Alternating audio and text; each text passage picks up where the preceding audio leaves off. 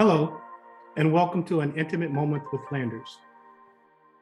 I want to share a word with you today for a few moments that I think is impactful in our growth journey, or can be impactful in our growth journey, if we take the time to take a close look at ourselves. The word I'm going to share with you today is awareness, self-awareness, in fact. Knowing who you are, the real you. To know yourself will help you be able to grow yourself. I'm going to quote John Maxwell, and he puts it this way. He says, you must know yourself to grow yourself. Being aware of who we are, the real us, the real you, is very important in your personal growth journey. I have to admit, over the past long years ago, I used to look at myself through the eyes of others.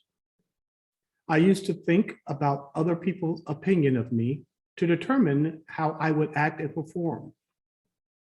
The truth of the matter is, I cannot be anyone else but me. And I've grown to learn that over the years, that I have to be the best of me by looking at who I am internally. I think there's 4 areas that we must look at, and John Maxwell lays it out very nicely in chapter 2 in his book. But I think there's 4 areas that we really need to look at if we're going to really take the time to grow ourselves personally. One of those things that we need to look at, I believe, is we need to look at what are our strengths? What are we really good at? What are the things that we do very naturally in life that other people seem to think that it just comes very natural to us and it seems very easy? And oftentimes you'll find the thing that you're really good at, you can do it so well, other people may think that they can do it too and find it very hard to do. What are your strengths? Number 1. And number 2, what are your weaknesses?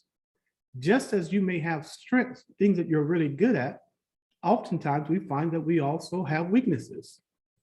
And we need to identify those things that we need to improve in. What are the things that you really are challenged in? Again, when I look back over my life, I've realized when I first started out, speaking in public was extremely difficult for me. It was a very big weakness. I was not confident of myself and who I was, and I was not confident in the information that I was trying to share. And so early in my military career, my commander gave me the opportunity to stand before my peers and the seniors and give a briefing.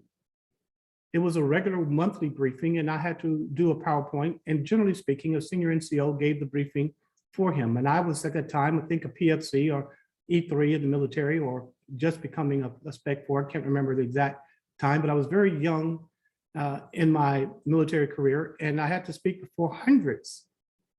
And he actually said to me, his commander said, look, I have to go.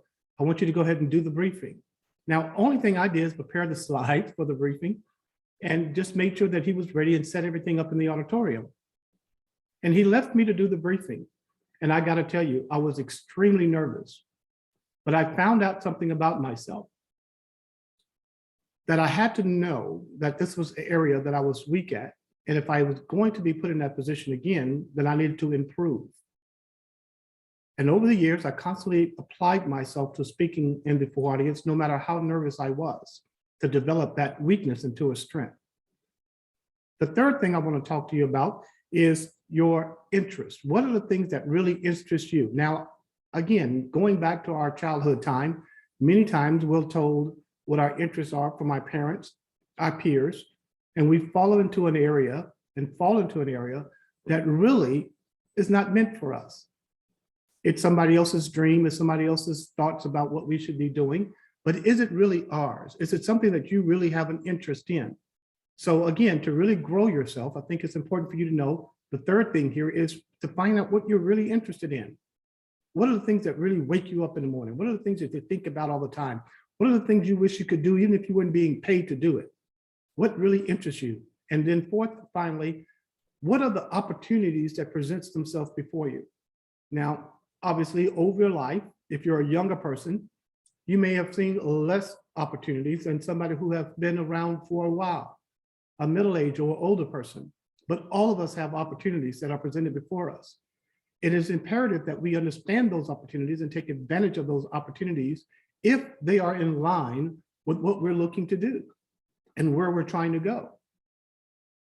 Some things that come across your path, some opportunities are not necessarily meant for you. Just because it looks like a good opportunity, you have to ask yourself, is it the right opportunity for me?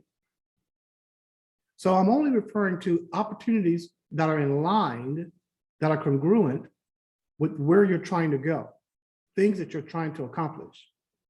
Because people will bring opportunities to you to get you involved because of some things that they think you're good at doing and have you trying to help them accomplish it. So you have to evaluate your opportunities and make sure they are in line with the direction that you're trying to go in. So here are the 4 things again, real quick. Know your strengths, know your weaknesses, know what interests you, and then finally, look and seize the opportunities that present themselves before you. Again, when you're looking at personal growth, it is very important that you know yourself to grow yourself. This has been an intimate moment with Landers.